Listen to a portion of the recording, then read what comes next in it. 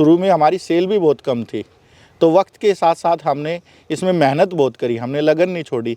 एक बार तो दौर ये आया था कि हम प्लांट ही बंद करने वाले थे, मगर जब हम मार्केट में गए तो इस चीज़ की काफ़ी अच्छी डिमांड है जी। तो आज हम वो सपना साकार हुआ कि हम यहाँ तक पहुँचे हैं।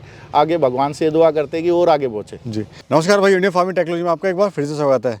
दोस्तों, काफ़ी यूनिट्स हमने विजिट करी हैं, काफ़ी यूनिट्स हमने देखी हैं, लेकिन आज जिस यूनिट पे आज मैं आपको लेके आया हूँ वो बहुत ही खास और बहुत ही स्पेशल यूनिट होने वाली है। दोस्तों, इन्होंने 6 साल पहले लगभग 40 बेड से अपना काम स्टार्ट किया था और आज इनके पास 1000+ बेड हैं और बहुत ही अच्छे स्केल पर आज ये काम अपना कर रहे हैं। जानते हैं सर इनके इस अनुभव के बारे में, कैसे शुरुआत करी, क्या क्या इनको इसमें चैलेंज आए, कहाँ सेल कर रहे हैं। तो वीडियो शुरू करते हैं। इंडियन फार्मिंग टेक्नोलॉजी चैनल को सब्सक्राइब करें, साथ में पास वाले घंटे का बटन ज़रूर दबाएं, जिससे हमारी आगे आने वाली वीडियोस का नोटिफिकेशन सबसे पहले आप तक पहुंचे। नमस्कार सर। नमस्कार जी। सर, आपने हमें अपनी वीडियो बुलाया, उसके लिए आपका बहुत बहुत धन्यवाद। बहुत बहुत वेलकम है सर आपका जी। और सबसे पहले सर अपना एक परिचय आप दीजिए।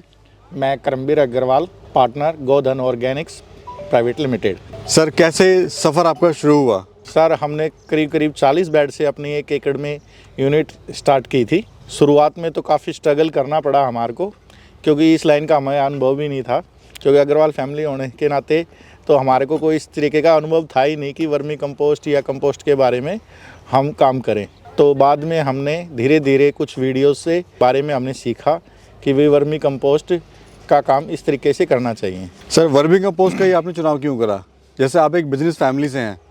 वर्मी कंपोस्ट का चुनाव करने का मेन रीज़न ये था कि देश में और समाज में जो बीमारियां फैल रही हैं, जैसे कि कैंसर, पंजाब से एक ट्रेन चलती है जो बीकानेर जयपुर तक जाती है, उस ट्रेन का नाम ही कैंसर स्पेशलिस्ट है, क्योंकि पंजाब में सबसे ज़्यादा रासायनिक खादों का, हरियाणा में, उत्तर प्रदेश में, देश में हर एक जगह रासायनिक खादों का ज़्यादा प्रयोग होने लग गया। उससे बीमारियाँ इतनी फैल चुकी है कि cancer, TB, thyroid, cholesterol, BP, sugar.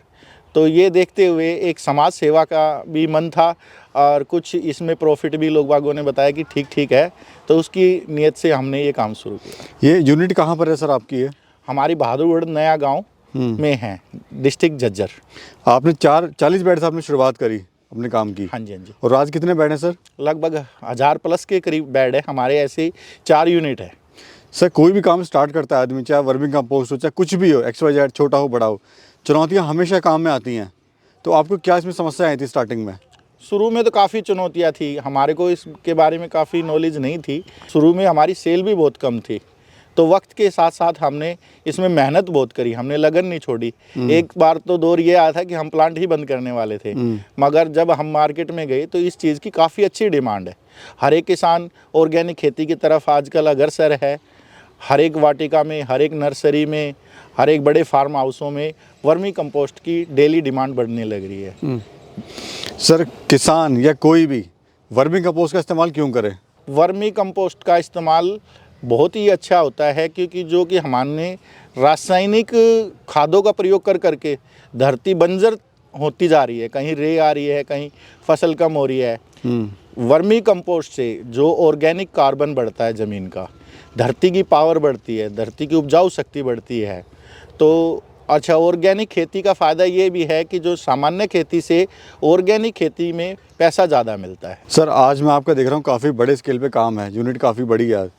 तो शुरुआत में आपको क्या कॉन्फिडेंस था अपने ऊपर कि मैं यहाँ तक पहुँच पाऊँगा? शुरुआती जो दिन थे उसमें जो चल रहा था संघर्ष में तो कभी लगता नहीं था कि हम यहाँ तक भी पहुँच पाएंगे। हाँ जी।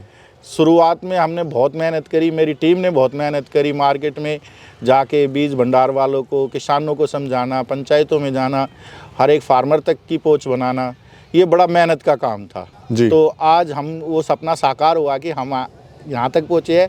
आगे भगवान से दुआ करते हैं कि और आगे पहुँचे जी। कितनी लेबर है सर आपके पास आज? करीब 20 से 22 लेबर हमारे पास है। सर, अक्सर देखा गया लोग ना काम तो शुरू करना चाहते हैं वर्मी कंपोस्ट का, लेकिन डायरेक्शन उनको सही नहीं मिल पाती है। वो बड़ी जल्दी अमीर बनने की चाहत में इसको कर लेते हैं और कहीं ना कहीं 1-2 साल में उनका यूनिट बंद हो जाती है। ऐसा है जी, किसी भी काम को शुरू करने के लिए, चाहे वर्मी कंपोस्ट हो, चाहे चाय की दुकान हो, हर एक में टाइम और पैसा दोनों चीज़ लगती है और हर एक आदमी को स्ट्रगल करना पड़ता है शुरुआत में। ये सपनों का ख्याली पुलाव तो है नहीं कि आज बेड लगाए और कल हमारी खाद बिक गई। तो इसमें तो साल 6 महीने की जो मेहनत है उसको यदि आदमी करेगा, यदि हम ये सोचते कि यार का प्रॉफिट नहीं हो रहा, नुकसान हो रहा, हम बंद कर देते, मगर आज हम काफ़ी हज़ार प्लस बेड का प्लांट चला रहे हैं और हमारे 4-5 जगह हमारे प्लांट भी हैं। सर ये खाद जो होती है अगर कोई ना सेल कर पाए महीना 2 महीना 3 महीना तो क्या ख़राब भी हो जाती है? नहीं, इसका मॉइस्चर मेंटेन करना पड़ता है गवर्नमेंट नॉर्म्स के हिसाब से। इसमें 15 से 25% मॉइस्चर होना बहुत ज़रूरी होता है जी। तो ये चाहे आप 1 साल तक रखी रहे, 6 महीने तक रखी रहे, इस खाद का कोई भी ख़राब नहीं होता है इसमें, बल्कि ऑर्गेनिक बैक्टीरिया बढ़ता रहता है, क्योंकि केचुए का जो अंडा है वो कुछ खाद में रह जाता है। जी। कोई आपसे जुड़ के अगर काम शुरू करना चाहता है तो सर किस तरह से शुरू कर सकता है, या आप किस तरह से मदद कर सकते हैं? हम कॉमर्शियल तौर पर जैसे कि 1 लाख रुपए के केचुए से सलाह देते हैं कि भाई 1 से 1.5 लाख रुपए का केचुए से वो अपना प्लांट स्टार्ट कर सकते हैं। और आने वाले टाइम में हम उसकी वही वो आए हमारे पास, कोई वैसे भी मदद होगी वो भी कर सकते हैं। हम संडे को जैसे 10 से 6 बजे तक हमारे यहाँ पे एक्सपर्ट है, जो इस लाइन के एक्सपर्ट है, वो बैठते हैं और वो आपको ट्रेनिंग भी दे सकते हैं। यानी कोई अगर आना चाहता है आपकी यूनिट पे कॉल करके आ सकता है? कॉल करके आ सकता और प्रैक्टिकल यहाँ पे ग्राउंड पे सीख सकता है काम को? हाँ जी, हाँ जी। सर अगर कोई 20 बेड से शुरुआत करना चाहता है अपने काम की तो किस तरह से शुरुआत करे, क्या उसको खर्चा आएगा और लगभग प्रॉफिट कितना ले सकता है? प्रॉफिट तो जी अगले की मेहनत पे है। यदि जैसे हमारे पास तो लेबर है, रेंट की ज़मीन है और जेसीबी वगैरह, ऑपरेटर वगैरह काफ़ी खर्चे हैं। जो छोटा प्लांट शुरू करता है उसकी खुद की मैन पावर यदि अच्छी है, यदि वो 1-2 बंदा अपना पास का जोड़ के यदि स्टार्ट करना चाहे तो प्रॉफिट बहुत अच्छा है। सर एक बेड का गणित समझाइए, कितनी लागत आती है, कितना उसमें खर्च लगता है और कितना उसमें मुनाफा हो जाता है? एक्चुअली क्या है कि इसमें है ना बेड के साइज़ पे होता है कि भाई आप कितने बड़े बेड बढ़ा रहे हो। 20 फुट का भी बेड बनता है, 30 का भी बनता है, 50 का भी बनता है। और इसमें जैसे केचुआ 2-3 महीने में मल्टीप्लाई होता रहता है तो केचुए की भी वर्थ बढ़ती है। जैसे आज कोई केचुआ ख़रीदता है तो उसकी कीमत भी डबल होने लग जाती है। फिर खाद तो बनती है मगर केचुए का भी प्रॉफिट होना शुरू हो जाता है बंदे। जी, डिपेंड करता है कितने मैन पावर से काम करे, इतने मशीनरी से इस्तेमाल है।